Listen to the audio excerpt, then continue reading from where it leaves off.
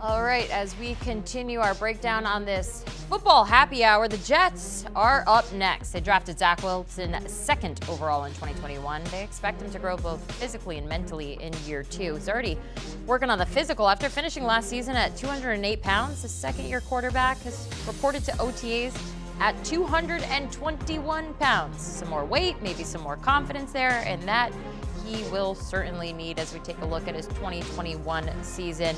It was a struggle. He finished 30th out of 31 qualified passers in total QBR.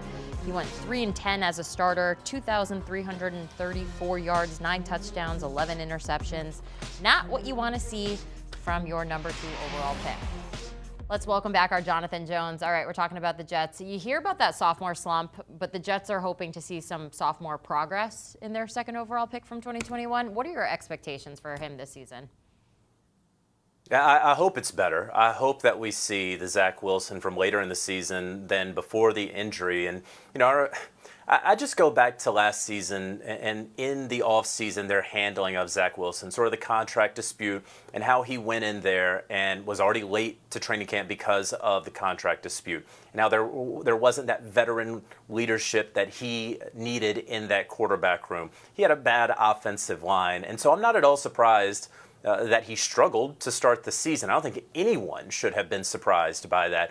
Then he gets that injury, and the Jets, I think, did the right thing, not just by holding him out while he was injured. I think and felt that they held him out a game extra just to let him get some of that confidence back because he was getting really battered and bruised out there. So my expectations for Zach Wilson, a beefier, bulkier Zach Wilson, is a guy who's going to have a little bit more stamina. Hopefully he's going to be able to maintain and retain his speed, but also a guy who's going to be back there with a little more confidence, a little bit more command of the offense, a little bit more comfort in that offense. And so here's hoping that he looks a whole lot more like the December Zach Wilson versus the October Zach Wilson. Well, that definitely makes sense. And as you mentioned, he wasn't exactly put in the best situation. So they're trying to fix that. The front office bolstered his supporting cast this offseason. That includes improvement to the O-line. So what's your favorite move that they made?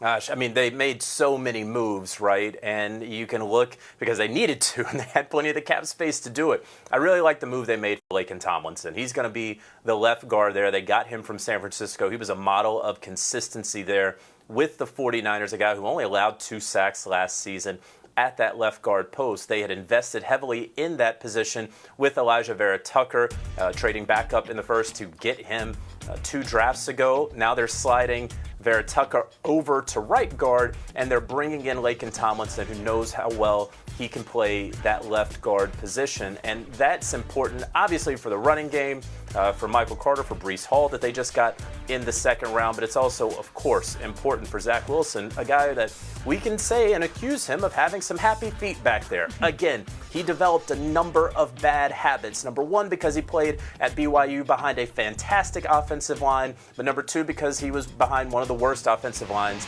at times last season. And so he can break those bad habits in this offseason and trust that he's going to be able to step up into the pocket for the first time in his young professional career. I love that they brought on Laken Tomlinson. Yeah, Tomlinson inked a 3-year, $40 million deal. Around that includes a $27 million guarantee. So they're putting some money into that position to help out Zach, of course. All right, then you have to look at the draft. So which Jets rookie do you think will make an instant impact and really help them out in year one? I don't think there's any doubt about it. It's the swaggiest dude that they just brought in the draft. Saucy? It's Sauce Gardner, okay?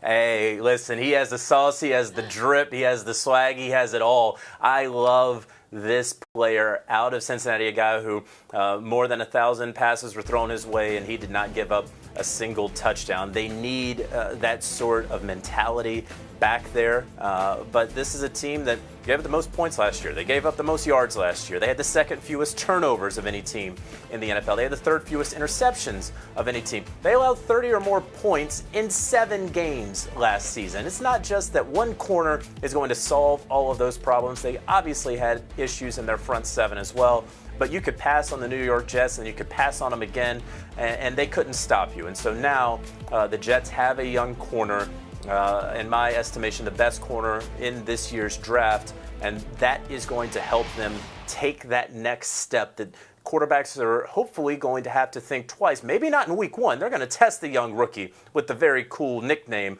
early on, but hopefully Sauce Gardner can show those quarterbacks, hey, you don't want to throw it my way. You want to think twice about throwing it my way, and that can only help the Jets defense. You mentioned the nickname, got that nickname when he was just 6 years old, which is incredible. But yeah, definitely bringing the swag to this team and some talent as well. Now, it hasn't been easy for the Jets. They haven't made the playoffs since 2010, so it's been a while. Can we expect things to turn around? Like, what is holding this Jets team back from success?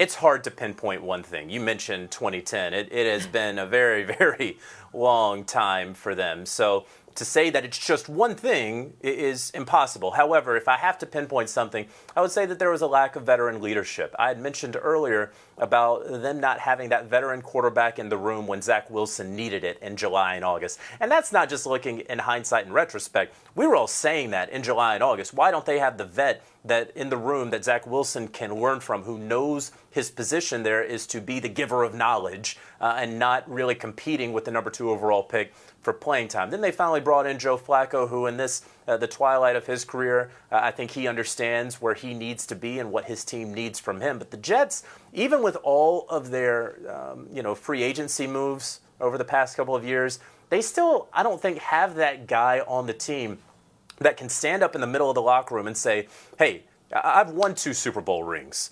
I know what it takes, and here's what it takes. And maybe it's in week 7. Maybe it's in week 12.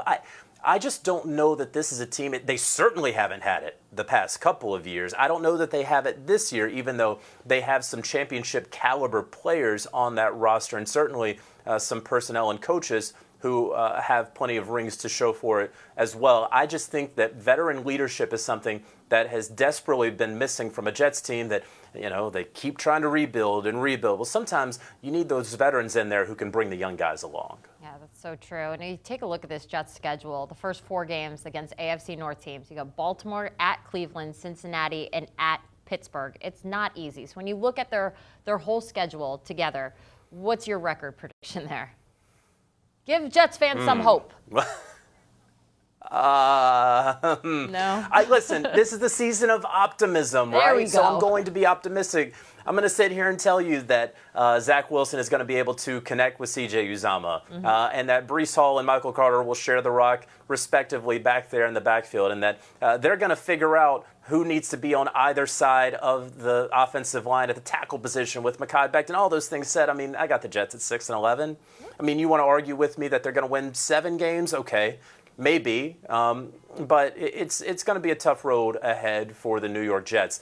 Is that progress? It absolutely is progress. If Zach Wilson takes that next step, I think that's fantastic progress. I don't think that this is a Jets team or even reasonable Jets fans that are anticipating this has to be a playoff team. I don't think so at all. But you look at the start to that schedule, and that is very, very difficult. And you wonder when they're going to get their first win, and I understand all of that.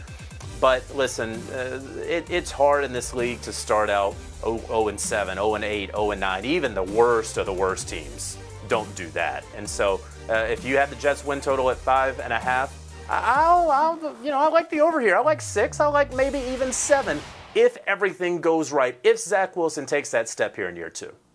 I think Jets fans would be happy with that, maybe. Well, we'll see. You never know when it comes to these teams. That's what makes football so fun. JJ, always appreciate your time here on the Q. The Jets 0-12 in divisional games over the past 2 seasons. They're the only winless team in divisional games during that span. So maybe this will be the year for them as we take a look at the NFL upcoming schedule.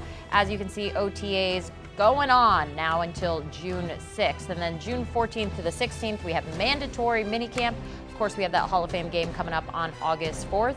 And it all starts, the Bills and the Rams kicking off the NFL season on September 8th. Do you want a sports network that delivers everything that matters about the game? The highlights, the picks, the instant analysis, no yelling, no fake debates, no politics. Hit the subscribe button and never miss a moment.